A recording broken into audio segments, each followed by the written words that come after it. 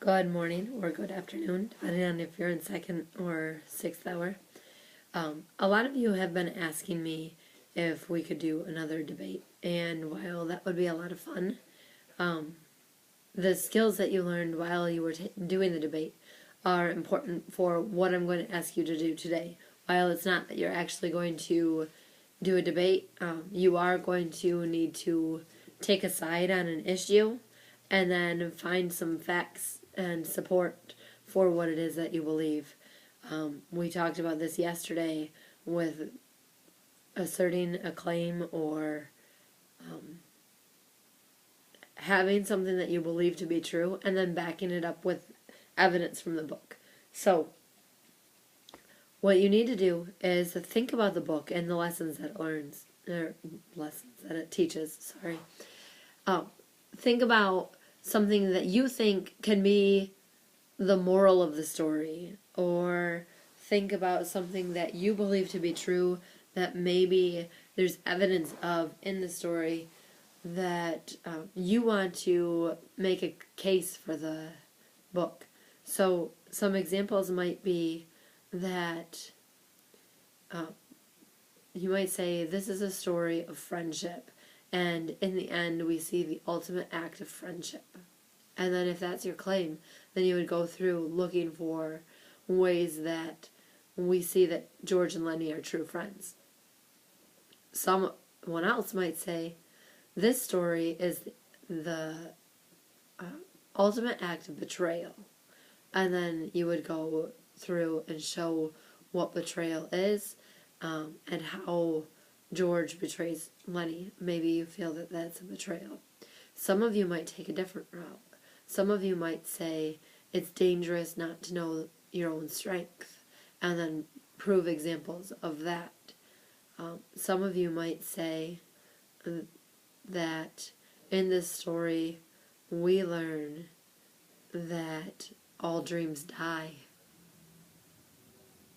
That's a really jaded way to see the story, right? But somebody might say that this story is more evidence of the fact that you'll never accomplish your dreams. Someone might say that this story is teaching people that while it's not usually morally acceptable to kill, there are times when it's the best solution to a problem. So there are all of these claims that I've just given you, and I'm sure that some of our strongest students in the class are going to come up with way better examples of things that you can assert, that you can claim in this story.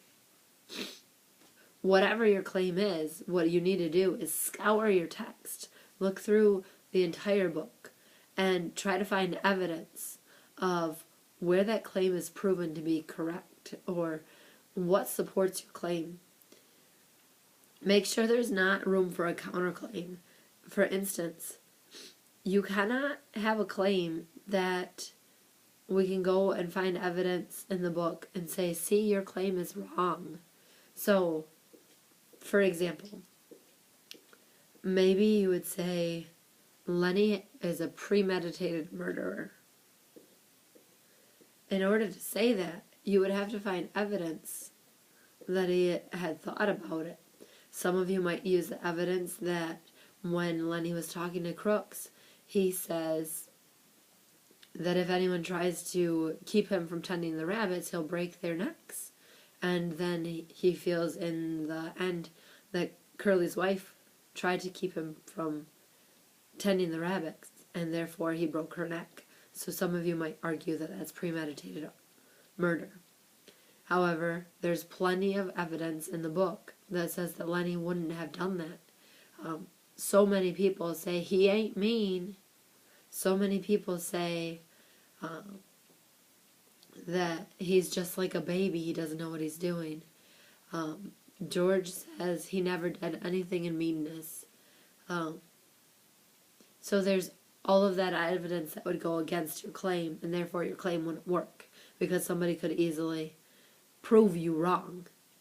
Now, there are times when you have two opposite opinions of the same issue, but there's not there's a lot to back up your opinion and there's a lot to back up their opinion, but it comes down to the fact that it's a matter of opinion that's well supported.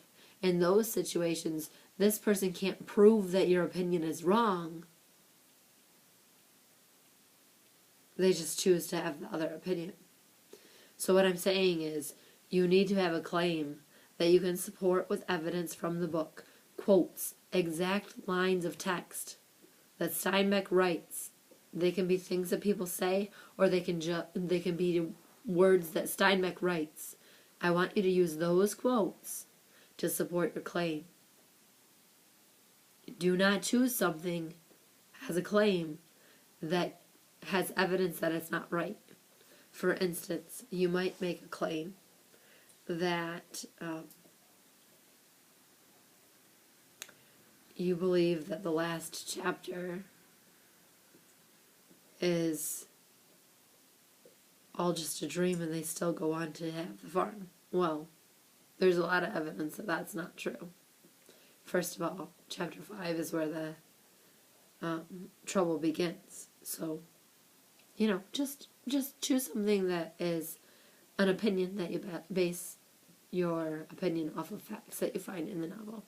So I want you to do that today. This isn't a paper. This is you make a claim and then you find text that supports it.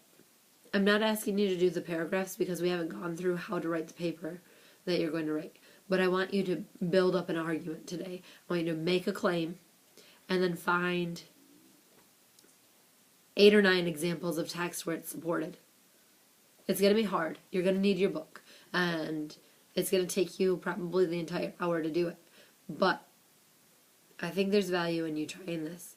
This is an independent activity. You're not working with a partner. You're going to ask questions of Mrs. Du Russell. You can ask questions maybe of Lainey, Gage, Connor. You could ask, if you're really stuck, you could ask Mrs. Jordan to come in and help you. But this is an independent thing. I don't want you guys disrespectful. I don't want you guys to make Mrs. Du Russell feel like she'd rather be in the elementary today. I want this to be a positive day. You guys are great kids. Merrill's a good place to be. Make sure that you are reflective of that. Have a good day, and I will see you tomorrow. And the rest of December, I'm in the classroom. So, have a good day, and I'll see you tomorrow.